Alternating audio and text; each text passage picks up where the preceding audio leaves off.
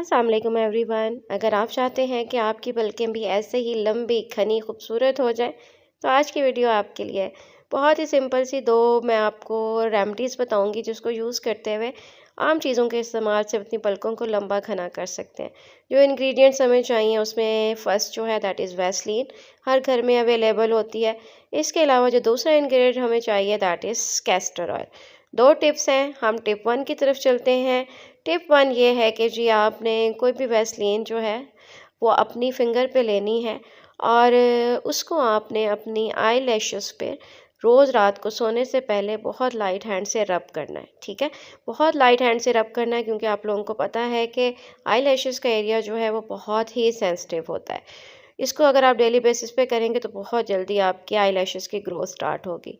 Tip to की तरफ चलते हैं, वो ये है कि कोई भी खाली कंटेनर मस्कारा का लेके उसको अच्छी तरह से धो के ड्राई कर लें और उसमें आपने कैस्टर ऑयल जो है वो फिल कर लेना है। अब आपने क्या करना है कि डेली रोज़ रात को सोने से पहले आपने मस्कारा ब्रश की मदद से वो कैस्टर ऑयल जो है वो अपनी आईलैशेस पे अप्लाई करना है। ये दो रेमेडीज़ बहुत अमेजिंग हैं और बहुत ही सिंपल हैं। अगर आप रूटीन में इसको अपनी लाइफ का एक हिस्सा बना लेंगे, डेली बेसिस पे करेंगे तो विदिन 2 to 3 वीक्स आपको एक वाज़िया फ़र्क अपनी पलकों में फ़ील होना स्टार्ट होगा। लेकिन आपको बताती चलूँ कि सिर्फ़ बाहर से चीज़ें अप्लाई करने से उस तरह से ग्रोथ नहीं मिलेगी।